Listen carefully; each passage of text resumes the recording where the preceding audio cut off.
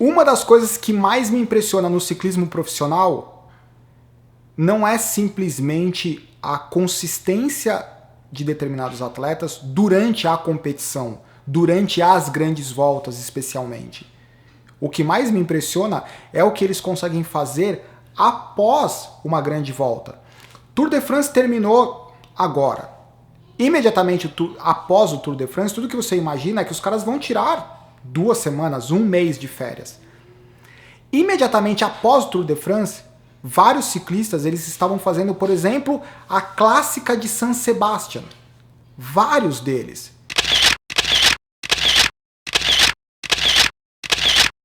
Julian Alaphilippe, o rei da montanha, ganhou a competição. Greg Van Avermaet estava lá, Mikel Landa estava lá, Egan Bernal num tombo incrível, no mesmo tombo do que o Mikel Landa. Aliás, diga-se de passagem comentar sobre uma entrevista do Egan Bernal, falando sobre a Sky, e do Castroviejo, que também é da Sky, sobre eles comentaram que os caras estavam com medo de atacar a Sky. Mas antes de completar essa história do calendário, do quanto intenso é o calendário dos caras. TJ Van Gardner, da BMC, tá fazendo o Tour of Utah.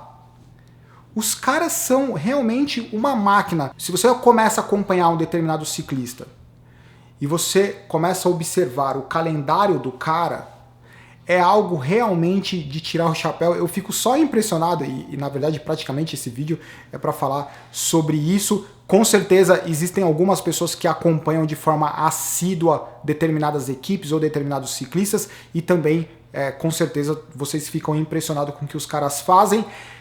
Lembrando que para um atleta desse nível, um ótimo treinamento, uma ótima recuperação é fundamental. Só que conseguir fazer tudo isso viajando pelo mundo, quando os caras durante o Tour de France, eles ficam praticamente, são 3 semanas de prova, mas é basicamente 1 mês envolvidos em toda a logística. Lembrando que algumas pessoas podem imaginar, por exemplo, que algumas equipes com um orçamento maior, como a Sky, eles têm o privilégio de ficar em hotéis que são mais luxuosos, que as acomodações são melhores e etc. Não. Os hotéis de todas as equipes, eles são pré-estabelecidos pela organização. Então, esses hotéis, eles não têm necessariamente uma super estrutura, principalmente durante o verão. Equipes como a Sky, eles têm um kit para cada quarto com ar-condicionado portátil, purificador de ar, travesseiro específico, como se fosse um colchão que vai sobre o colchão com uma densidade específica para cada atleta.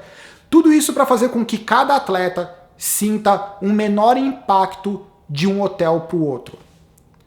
Tudo isso faz com que os caras eles sejam uma verdadeira máquina. É impressionante. O Julian Alaphilippe ter ganhado a clássica de San Sebastián é fenomenal. Greg Van Avermaet está lá, insano. Eu não consigo imaginar como que é todo o sistema do cara. Eu sei que várias pessoas estão... né? O ciclismo é uma droga porque você sempre fica com aquela pulguinha atrás da orelha, doping, doping, doping. E essa pulguinha atrás da orelha sempre vai estar atrás de qualquer esporte profissional.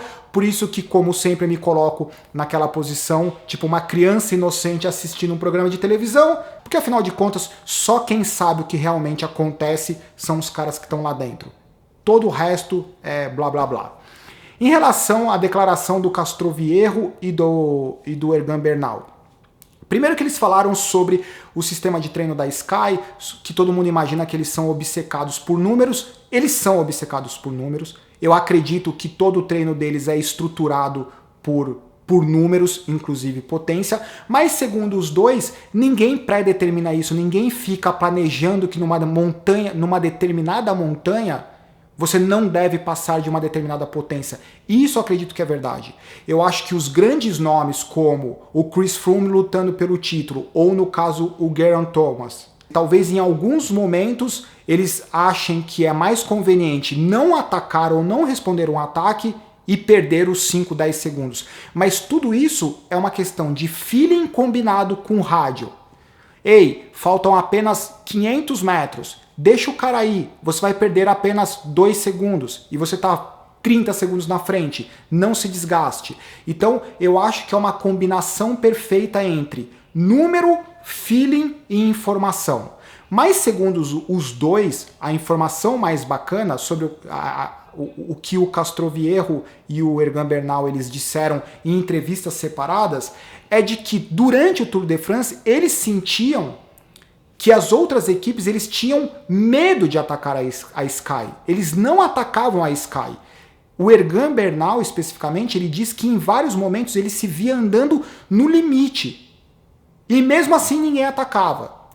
Eu acho que todo o histórico da Sky, a qualidade dos ciclistas, mais essa imponência dessa mega estrutura, inevitavelmente isso amedronta em vários aspectos outros ciclistas. Na intensidade que os caras andam, a segurança psicológica de que você está fazendo o movimento certo é fundamental. Se você não sente essa segurança, inevitavelmente você não vai fazer um movimento e daí o forte se torna cada vez mais forte e o fraco se sente cada vez mais oprimido. Só para encerrar esse vídeo, durante os podcasts do Lance Armstrong, ele disse que durante os 7 títulos, os 2, 3 primeiros eles foram os mais difíceis. E o que ele sentia em todos os outros é que foi relativamente fácil, porque ninguém atacava, ninguém fazia nada.